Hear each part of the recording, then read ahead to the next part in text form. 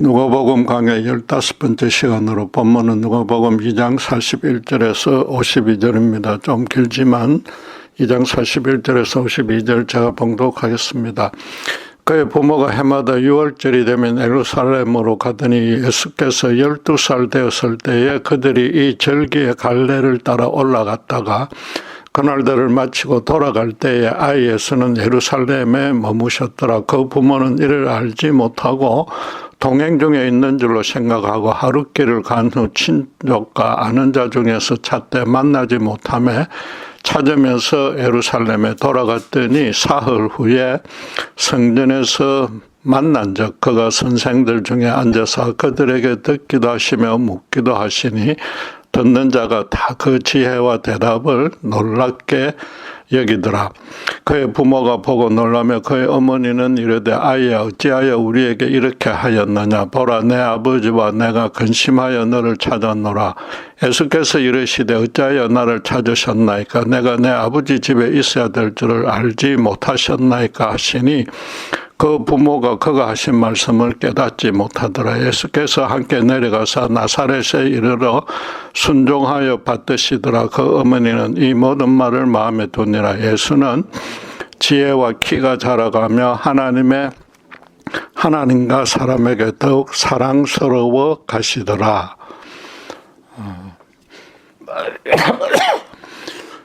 기원 후 2세기경에 작성된 것으로 추정되는 유년기 도마복음이라는 책이 있습니다.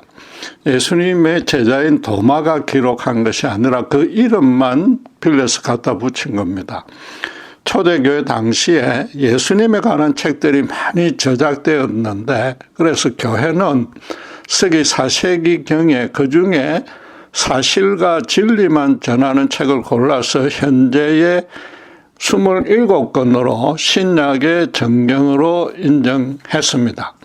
그 선택하고 판단하는 기준은 크게 세 가지였는데 첫째로는 저자가 사도여야 되고 둘째로는 내용이 십자가 복음의 진리와 일치해야 되며 셋째로는 초대 교회가 이미 채택해서 사용하고 있어야 했습니다. 그런데 이 책은 이 셋 중 하나도 해당되지 않아서 위경이라고 즉 가짜 성경으로 분류되었습니다.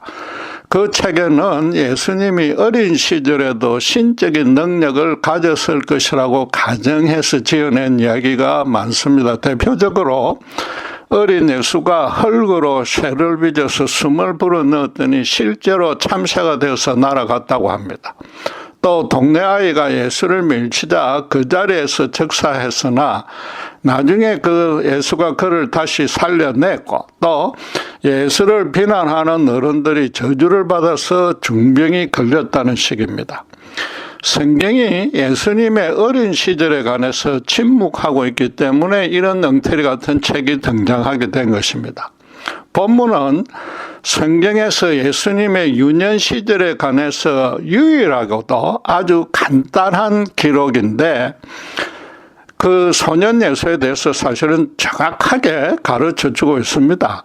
결론부터 말하자면 예수님의 청소년기는 그냥 다른 아이가 다를 바 없이 평범했다는 겁니다. 의사인 누가는 예수의 동정녀 탄생에부터 이문을 품을 수밖에 없었고 그래서 1장 3절 말씀대로 모든 일을 근원부터 자세히 미루어 살폈습니다. 추측하건대 그는 마리아에게 어린 예수에게 뭔가 유별났던 점들이 있었는지 자세히 이야기해 달라고 졸랐을 것이며 그렇게 얻어낸 결과물이 본문 하나였습니다. 말하자면 마리아가 기억하기로도 이 사건 외에는 예수가 다른 아이들과 특별히 달랐던 점이 없었다는 뜻입니다. 요셉 가족이 유월절 절기를 지키려고 예루살렘 성전에 올라갔다가 12살 된 예수만 홀로 남게 되었고 뒤늦게 예수가 없는 줄 알게 된 부모가 사흘 만에 성전에서 예수를 되찾았습니다. 크리스마스 시즌만 되면 미국 텔레비에서 상영하는 영화 나홀로 집에와 같은 일이 벌어졌습니다. 두 가족이 정신없이 휴가를 떠나는 바람에 벌 주느라고 다락방에 잠시 가둬놓은 막내 아들을 빠뜨리고 출발했습니다. 그 엄마가 비행기를 타고 한참 가다가 깨달았으나 연말이라 교통편이 없어서 천신만고 끝에 며칠 만에 겨우 돌아왔습니다. 그동안에 휴가를 떠난 빈집인 줄 알고 침범하려는 2명의 도둑을 아이 혼자서 기발한 계책으로 지혜롭게 막아내는 그런 스토리였습니다.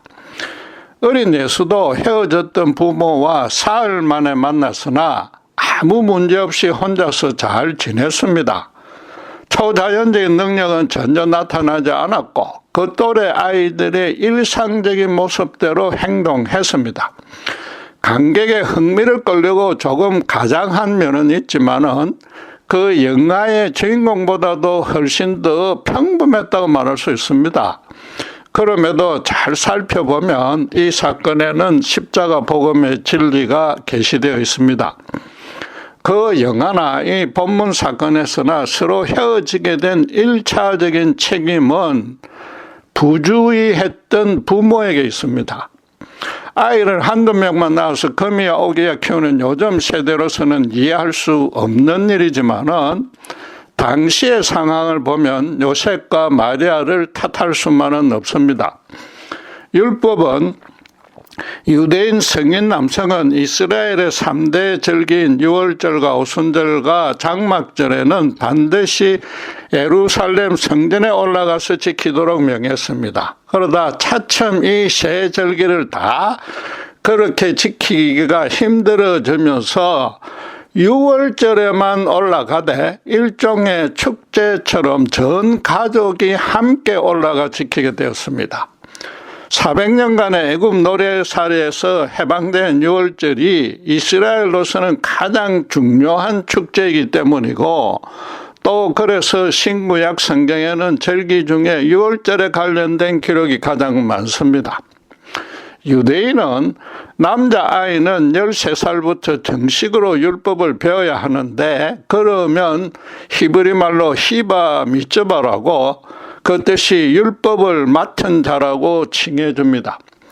여호와의 택함을 받은 언약 백성이라는 자부심을 가지라는 뜻입니다.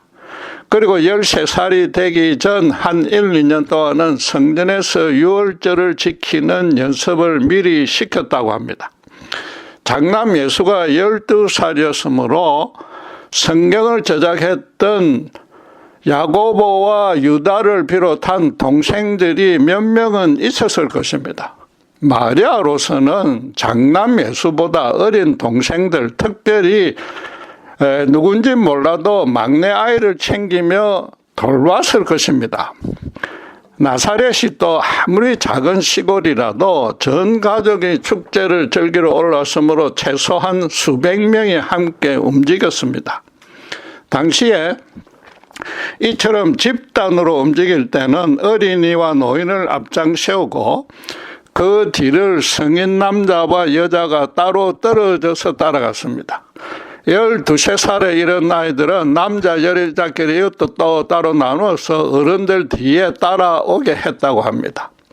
그 나이 때는 한참 개구장의 시절인지라 지금도 그러하듯이 온갖 장난을 치느라 멀찍이 떨어질 때도 있었습니다.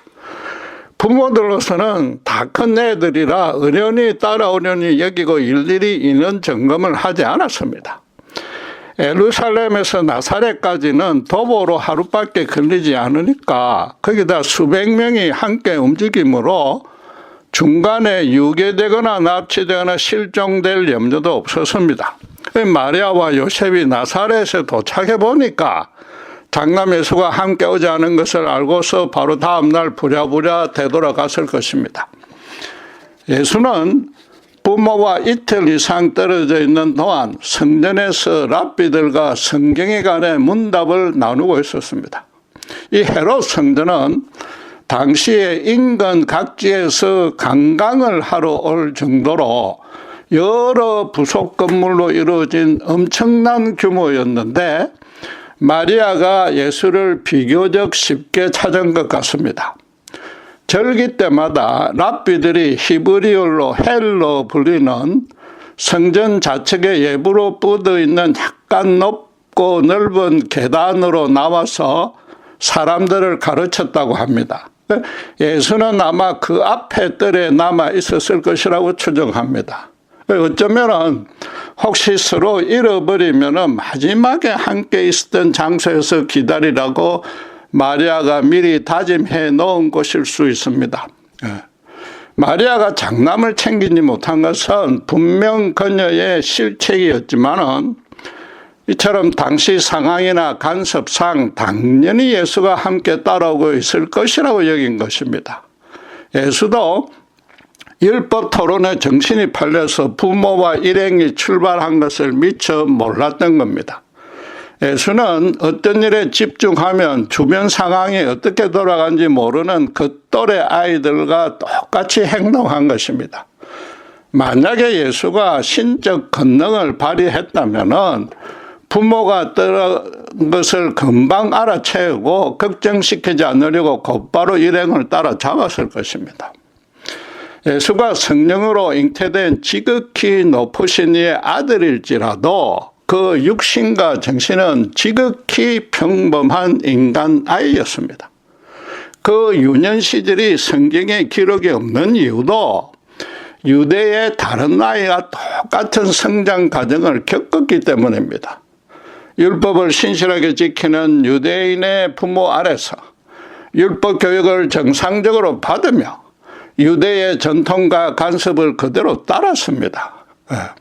마태는 헤롯 대왕의 살해 위협을 피해서 천사가 지시한 대로 2살이 채 안 된 어린 예수가 부모를 따라 애굽으로 피신했다가 헤롯이 죽자 나사렛으로 다시 돌아왔다는 그 사실만 기록하고 있습니다. 본문 사건은 그들이 애굽에서 돌아온 지 몇 년 지나지 않았을 때였을 겁니다. 애굽 도피 생활도 억체적으로 어떠했는지는 모르지만은 요셉과 마리아는 예수에게 유대인의 정체성을 심어주려고 그곳에서부터 율법 교육을 더 철저히 행했을 것입니다. 이처럼 예수가 아주 평범하게 자랐다는 것은 하나님이 그가 정식 랍비로 활동하기 전까지 그의 메시아 되심을 직접 관련된 극소수 외에는 아무도 모르게 보호하셨다는 뜻입니다. 최초의 대적인 헤롯 대왕은 이미 죽었습니다. 베들레헴의 2살 이하의 아이를 다 죽였고 예수 가족은 밤중에 몰래 피신했기에 헤롯의 아들들도 장차의 경쟁 대적을 제거했다고 안심했을 것입니다. 그 잔인했던 헤롯의 유아 살해는 배후에서 사탄이 시켰을 것이므로 하나님은 사탄마저도 감쪽같이 속인 셈입니다.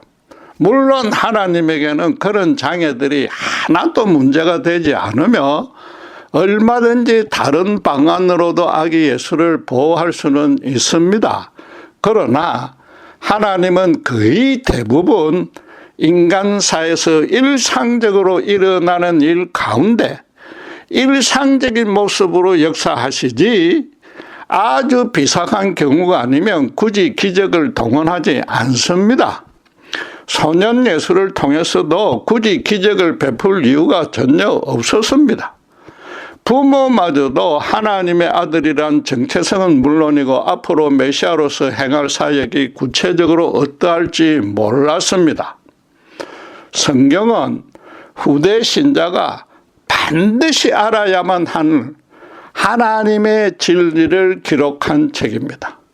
예수가 평범한 유대 아이로 유대식으로 평범하게 자랐기에 후대에 전해야만 할 특별한 사항이 없었습니다. 예수의 소년기 시절의 기록이 부족하다고 해서 성경의 진실성과 예수님의 사역과 십자가 죽음의 역사성에 시비를 걸거나 의심할 필요가 전혀 없습니다. 마리아는 예수를 다시 만나자 곧바로 아이야 어찌하여 우리에게 이렇게 하였느냐 48절 말씀대로 보라 내 아버지와 내가 근심하여 너를 찾았노라고 약간 꾸중 섞인 질문을 했습니다. 예수는 그에 대해서 49절에 어찌하여 나를 찾으셨나이까? 내가 내 아버지 집에 있어야 될 줄을 알지 못하셨나이까? 라고 대답했습니다. 이유가 무엇이든 부모와 헤어지게 된 자기 실책에 대해서 변명하는 내용이 전혀 아닙니다. 여러분, 이 말씀은 12살의 소년이기는 해도 성경이 기록한 예수님의 최초의 말씀입니다. 반어법적인 표현으로 부모라면은 자기가 당연히 성전에 있을 줄을 알고 있었어야 한다는 뜻입니다. 시키는 대로 마지막에 헤어진 곳에서 기다리고 있었다는 의미도 아마 포함될 수 있었겠지만은 평소에 자기가 얼마나 율법에 대해 관심을 갖고 많이 연구하는지 두 분이 더 잘 알고 있지 않느냐는 겁니다. 나아가서 마리아에게는 가브리엘 천사에게 고지를 받았을 때에 자신이 커서 행할 일을 이미 들어서 알고 있지 않느냐고 깨우쳐 주는 의미도 있었을 것입니다. 성경은 그래서 51절에 보면 다들 예수의 말을 못 알아들었으나 마리아만은 이 모든 말을 마음에 두었다고 증언하고 있는 겁니다. 가브리엘 천사는 마리아에게 주 하나님께서 그 조상 다윗의 왕위를 그에게 주시리니 영원히 야곱의 집을 왕으로 다스릴 것이며 그 나라가 무궁하리라고 계시해 주었습니다. 왕이라면 왕궁에 거해야 되나 예수는 지금 성전에 있어야 된다고 합니다. 이스라엘 왕도 백성들을 율법에 따라 다스려야 하므로 성전에 자주 출입해야 합니다. 그런데 천사는 또 네가 잉태하여 아들을 낳으리니 그 이름을 예수라 하라. 그가 큰 자가 되고 지극히 높으신 이의 아들이라 일컬어질 것이요 라고 덧붙였습니다. 천사가 예수에 대한 정체성은 메시아뿐만 아니라 하나님의 아들이라고 마리아에게 가르쳐 준 겁니다. 예수는 그래서 자신은 영원한 왕이신 하나님의 아들이므로 하나님을 섬기는 성전에 있어야 한다고 말한 겁니다. 물론 예수가 이 시점에서 당신의 정체성에 대해서 얼마나 구체적으로 인식하고 있었는지는 아무도 알지 못합니다. 나아가서 마리아가 가브리엘 천사에게 받은 예언과 계시를 어느 정도까지 아이 예수에게 알려주었는지도 모릅니다. 또 요셉을 친아버지로 섬기며 존경하게 하려고 동정녀 잉태도 성인이 될 때까지 숨겼을 가능성이 많습니다. 그러나 지금 아무리 어려서도 성경을 잘 알고 있었고 무엇보다 함께 하신 성령의 충만한 감동을 받고 있습니다.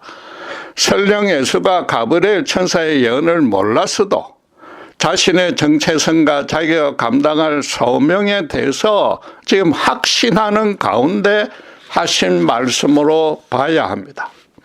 그 증거로 소년 예수가 내가 내 아버지에 있어야 한다고 말한 것입니다. 유대인들은 성전에 대해서 여호와의 거룩한 전이라고 칭하지 이런 식으로는 절대 표현하지 않았습니다. 예수는 더 나아가서 하나님을 자기 아버지라고 칭했고 성전은 자기 아버지가 거하는 전이고 자신은 그 아버지의 아들이므로 당연히 아버지의 집에 있어야 한다고 선언한 겁니다. 아직은 히바 마츠바 즉 구약 성경을 배워서 실천하는 자랑스러운 유대인이란 칭호를 얻기 전입니다. 그것도 방금 마리아가 내 아버지 즉 요셉과 내가 근심하여 너를 찾았다고 구중하다시피 했는데 요셉이 아니라 하나님이 내 아버지라고 지금 당당하게 엄마에게 대드는 셈입니다. 이는 평범한 12살의 유대인 남자아이는 입에도 담지도 못할 아니 꿈도 꾸지 못하는 그런 말입니다. 예수가 육신적으로 피를 섞지 않은 법률적 아버지 요셉을 부인하려는 뜻은 전혀 아니었습니다. 그는 나중에 커서 아버지의 목수일을 도와주었고 누가도 51절에 보면 나사렛에서 돌아가서는 순종하며 받드시더라라고 부연 설명했습니다.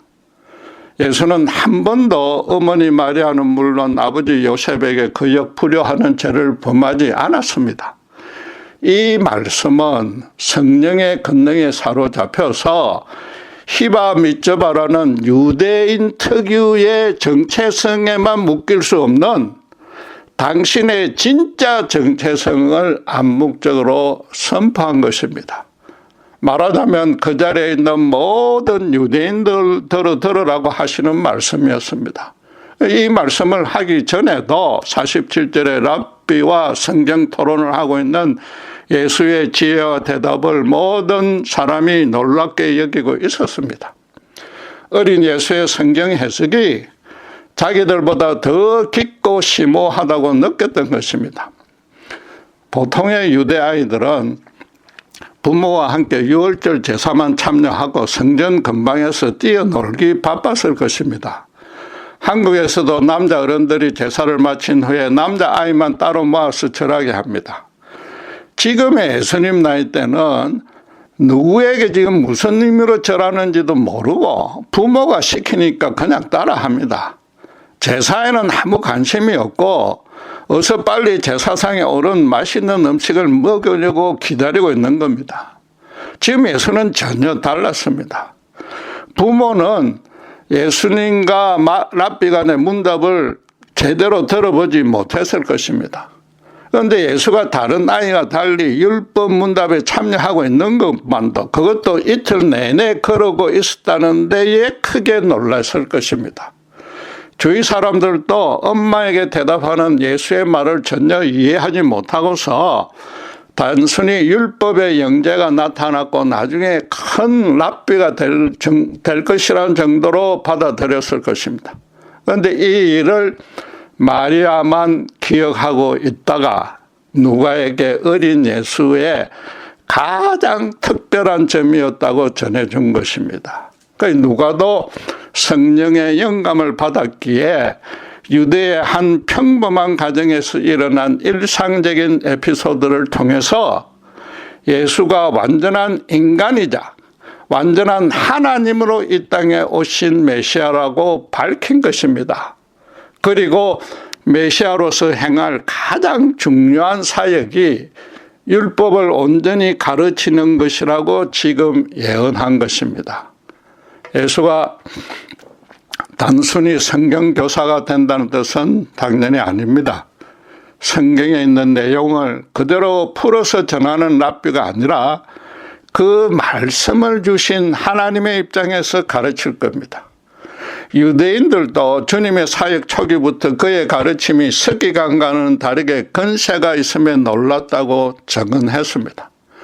나아가서 당신께서 가르치신 구약 성경의 메시아에 대한 예언들을 십자가에서 성취하심으로써 당신의 진짜 정체성을 온전히 드러낼 것입니다.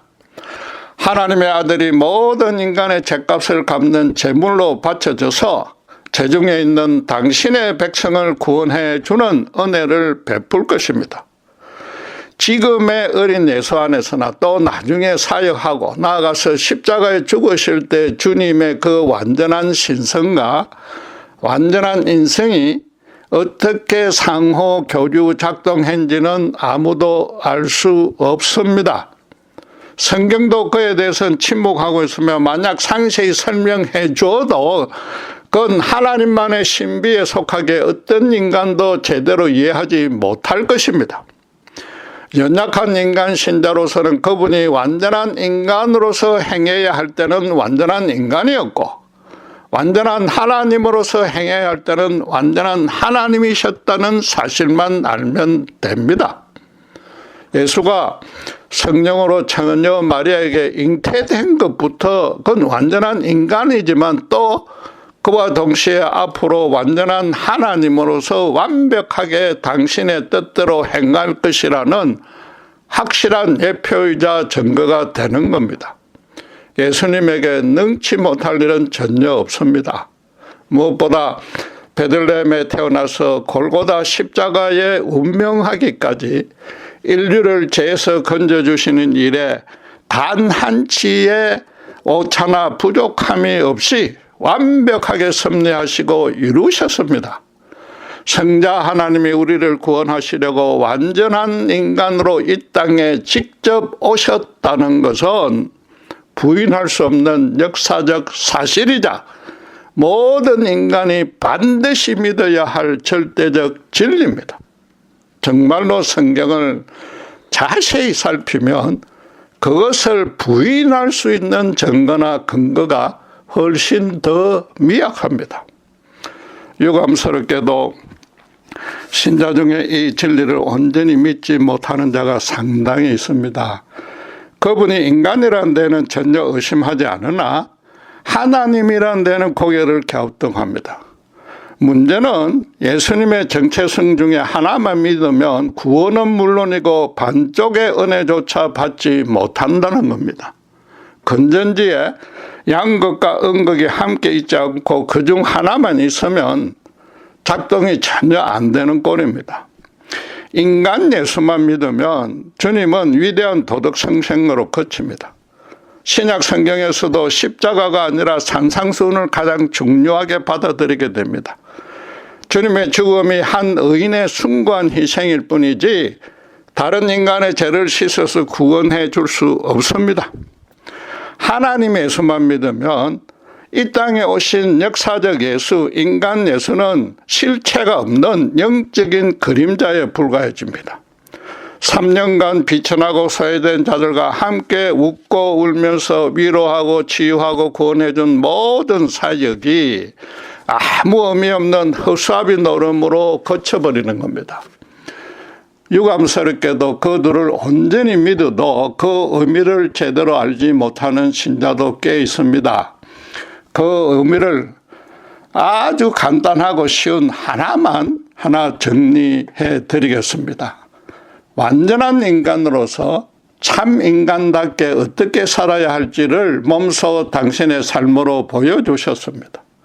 완전한 하나님으로서 십자가에 돌아가심으로써 죄에 찌든 인간을 하나님이 어떻게 대우하는지 온전히 계시해 주었습니다. 이 십자가의 진리를 신자들이 자기들 삶에 실현하는 일도 너무 어렵고 거창하게 여길 필요 없습니다. 한 율법사가 예수님에게 율법 중에 어느 계명이 가장 큰지 물었습니다. 마태복음 22장 35절에서 40절의 기록을 보면은 주님은 네 마음과 목숨과 뜻을 다하여 하나님을 사랑하고 또 그와 같이 이웃을 내 자신과 같이 사랑하라고 대답해 줬습니다. 율법사는 율법에 한정지어서 질문했으나 주님은 구약 성경을 뜻하는 간용구인 온 율법과 선지자의 강령이라고 바꿔서 답해 줬습니다. 주님은 성경 전체가 가르치는 바를 딱 그 둘로 축약할 수 있다고 깨우쳐 준 겁니다. 물론 당신은 구약 성경뿐이었지만은 신약 성경도 구약이 말하는 바를 실현한 것이므로 이는 신구약 성경 전체의 절대적 계명이고 예수님의 해석입니다. 하나님은 죄는 죽기까지 정오 저주하시나 당신의 피조물인 인간 죄인은 죽기까지 긍휼히 여기고 사랑하십니다. 성자 예수가 성부 하나님께 온전한 제물로 바쳐졌습니다. 하나님은 그 의를 당신의 택한 백성에게 덧입혀서 깨끗게 하시고 그 은혜를 순전히 믿는 자에게 구원을 선물로 주셨습니다. 자신만 최고로 높여서 사랑했던 자들로 자기를 완전히 죽이고 오직 하나님만을 진정으로 사랑하게 해주신 것입니다. 예수님은 율법사에게 하나님을 진정으로 사랑하는 자만이 진정한 이웃 사랑을 할 수 있게 된다고, 그것이 모든 신자가 평생을 두고 행할 일이라고 가르치신 것입니다. 자기만 높이려는 원죄 아래 묶여 있었던 자들은 사람들로부터 칭찬을 받아서 자기의 의를 가시하려고 형식적 가시적 이웃 사랑만 했습니다. 대표적으로 바리새인들이 겉으로는 구제에 열심을 냈으나 자기 유유분으로 자기 선을 쌓는 자기 자랑이었습니다. 예수님처럼 이웃의 아픔에 동참하여서 함께 진심으로 울어주는 그 참사랑이 아니었습니다.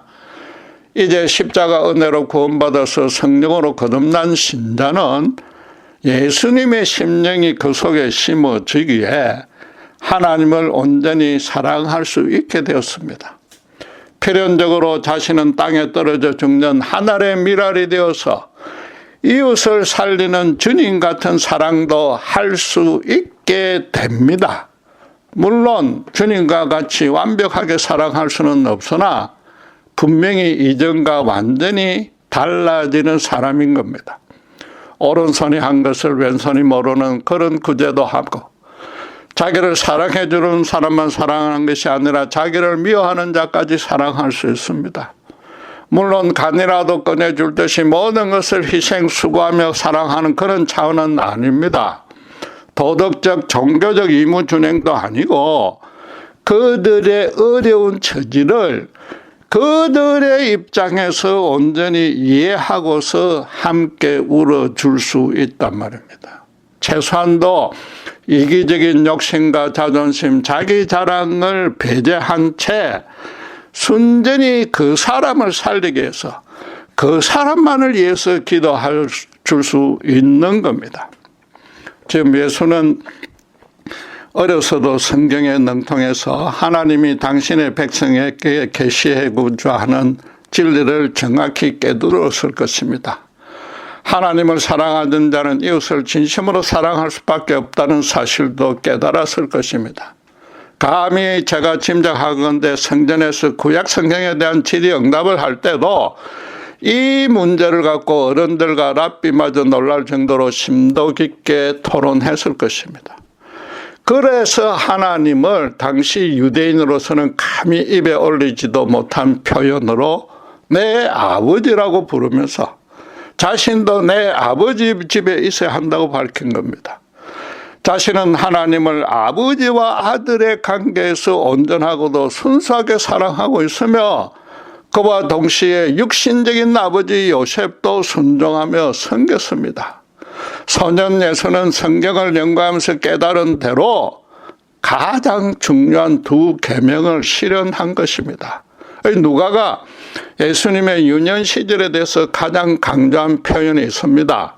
40절과 47절과 52절에 세 번이나 지혜부터 거론했는데 이건 성경을 정확히 해석해서 실천하는 능력을 말합니다. 삶에 적용하지 않으면 자기를 자랑하는 지식에 머물 뿐입니다.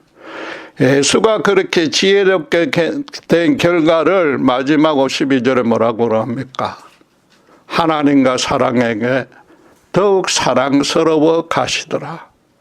하나님을 진심으로 사랑하기에 그분의 뜻에 어긋난 일을 전혀 하지 않았고 이웃도 진심으로 그래서 사랑했다는 뜻입니다. 그러니까 사람들로부터 사랑받은 겁니다. 신자라면 누구나 하나님을 아주 강하고도 뜨겁게는 믿습니다. 그러나 그분을 진정으로 사랑해야만 참 믿음이고 그러지 않으면 사실은 믿지 않는 겁니다. 왜냐하면 사랑이란 것은 사랑하는 대상이 원하는 것을 무엇이든지 해주고 싶어 하는 마음만으로는 거쳐선 안 되고 반드시 그대로 실현해 주는 겁니다. 예인이나 자식이 원하는 것을 해주고 싶은 마음이 없는 사람이 어디 있겠습니까? 그건 자연히 가질 수 있지만은 정작 그렇게 해주지 않으면 사랑하지 않는 겁니다. 하나님은 신자가 정말로 당신을 사랑한다면은 이웃을 하나님은 물론이고 신자 자신처럼 사랑해 주기를 가장 원하십니다. 예수님은 기껏 12살에 이 진리를 터득한 정도가 아니라 실제로 실현했습니다. 그러니까 그분은 완전한 인간이자 완전한 하나님이신 겁니다. 저는 올해 73세로 목사가 된 지도 30년이 넘었습니다. 본문의 어린 예수에 비해도 너무 부끄럽습니다. 물론 완전한 하나님이시라 비교 자체는 아예 불가능합니다. 그럼에도 성경을 그렇게 오래 연구했는데도 여전히 내 자신을 높이는 재성을 완전히 죽이지 못하고 죽을 때까지도 아마 그럴 것입니다. 그러니까 예수님이 십자가에 내 대신 죽으셨고 여전히 미숙한 우리의 구원을 완성시키려고 다시 오실 것입니다. 그때 저도 성경을 많이 읽은 성경교사가 되기보다는 지혜가 자라서 이웃을 진심으로 사랑하는 모습으로 주님을 만나야 할 것입니다. 최소한 이웃을 위해서 기도해 줘야 될 것입니다. 요컨대 12살 때의 어린 예수의 수준은 우리 모두가 되어야 하지 않겠습니까? 기도하겠습니다. 하나님의 본체이시면서도 십자가 죄인의 자리에까지 낮아주신 주님의 은혜를 감사하며 찬양합니다. 그 구원의 뜻이 하나님을 사랑하던 뜻이 이웃을 사랑하는 것임을 다시 확인합니다. 성령님, 아직도 내 자신부터 높이려는 죄에서 벗어나지 못하는 저희를 불쌍히 여겨주시고 예수님의 심령으로 다시 충만히 채워주시옵소서. 주변의 불신 이웃을 그들의 입장에서 진심으로 사랑하며 복음으로 인도할 수 있게 해 주셔서 주님 다시 오실 때 부끄럽지 않도록 저희들을 이끌어 주시옵소서. 감사합니다. 우리 주 예수 그리스도 이름으로 기도드렸습니다.